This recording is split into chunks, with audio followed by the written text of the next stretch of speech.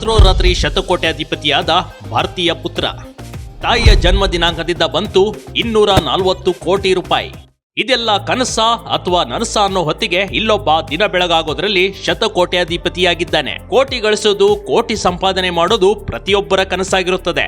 ಆದ್ರೆ ಕೇವಲ ಲಾಟರಿ ಖರೀದಿಸಿ ಈ ವ್ಯಕ್ತಿ ಕೋಟಿ ರೂಪಾಯಿಗಳ ಒಡೆಯನಾಗಿದ್ದಾನೆ.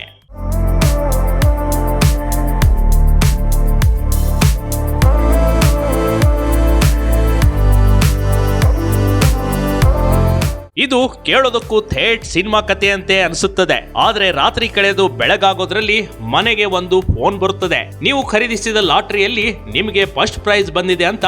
ಆ ಕ್ಷಣಕ್ಕೆ ವ್ಯಕ್ತಿಯೊಂದಿಗೆ ಅದೇನಾಗಿರ್ಬೇಡ. ಅದೇ ರೀತಿ ಅಬುಧಾಬಿಯಲ್ಲಿ ನೆಲೆಸಿರುವ ಭಾರತೀಯ ಹುಡುಗ ಇದೀಗ ಕೋಟ್ಯಾಧೀಶ ಕಣ್ರಿ. ಸ್ವಲ್ಪ ನೋಡೋಕೆ ನಮ್ಮ ಕರುನಾಡಿನ ಡ್ರೋನ್ ಪ್ರತಾಪ್ ತರ ಕಾಣೋ ಈ ಯುವಕ ಹೆಸರು ಮಾತ್ರ ಅನಿಲ್ ಕುಮಾರ್ ಬೋಳ್ಳ. 100 ಮಿಲಿಯನ್ ದಿರ್ಹಾಮ್ಗಳನ್ನ ಗೆದ್ದಿದ್ದಾನೆ. ಇದು ನಮ್ಮ ಭಾರತೀಯ ಬೆಲೆಯಲ್ಲಿ ಬರೋಬ್ಬರಿ 240 ಕೋಟಿ ರೂಪಾಯಿಗಳು. ನಮ್ಮ ಆಯುಷ್ಯ ಪೂರ್ತಿ ದುಡಿದಿದ್ರು 100 ಕೋಟಿ ಗಳಿಸೋಕೆ ಆಗಲ್ಲ ಕಣ್ರಿ. ಅಂತದ್ರಲ್ಲಿ ಕೇವಲ 29 ವರ್ಷದ ಯುವಕ 240 ಕೋಟಿ ರೂಪಾಯಿಯನ್ನ ಒಂದೇ ಬಾರಿಗೆ ಗಳಿಕೆ ಮಾಡಿದ್ದಾನೆ.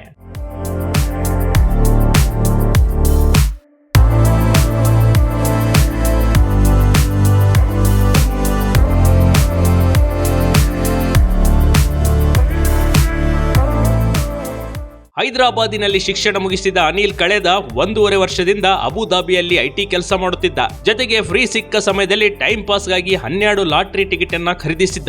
ಅದರಲ್ಲಿ ಒಂದು ಈಜಿ ಪಿಕಪ್ ಆಯ್ಕೆ ನಂಬರ್ ನಲ್ಲಿ ಖರೀದಿಸಿದ್ದ. ಅದರಲ್ಲಿ ತಮ್ಮ ತಾಯಿಯ ಹುಟ್ಟುಹಬ್ಬದ ಗೌರವಿಸಲು ಕೊನೆಯ ಸಂಖ್ಯೆಯನ್ನ ತನ್ನ ತಾಯಿಯ ಜನ್ಮ ದಿನಾಂಕವನ್ನ ಆಯ್ಕೆ ಮಾಡಿಕೊಂಡಿದ್ದ. ಆದ್ರೆ ಅದೃಷ್ಟ ನೋಡಿ, ತಾಯಿ ಜನ್ಮ ದಿನಾಂಕ ಮಗನಿಗೆ ಕೈ ಬಿಡ್ಲಿಲ್ಲ.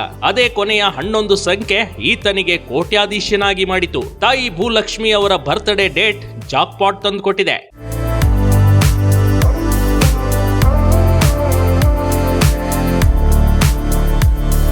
ಸದ್ಯಕ್ಕೆ ಇವರು ನಮ್ಮ ಕುಟುಂಬದವರನ್ನ ಅಬುಧಾಬಿಗೆ ಕರೆದುಕೊಂಡು ಬರಲು ಯೋಚನೆ ಮಾಡ್ತಾ ಇದ್ದಾರೆ. 88 ಲಕ್ಷ ಟಿಕೆಟ್ಗಳಲ್ಲಿ ಜಾಕ್ಪಾಟ್ ಹೊಡೆದಿರೋದು ಇವರೇ ಮೊದಲು ಅಂತೆ.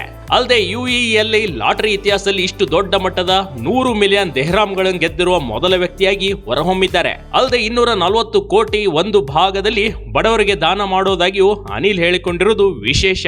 Bureau news, big TV Karnataka.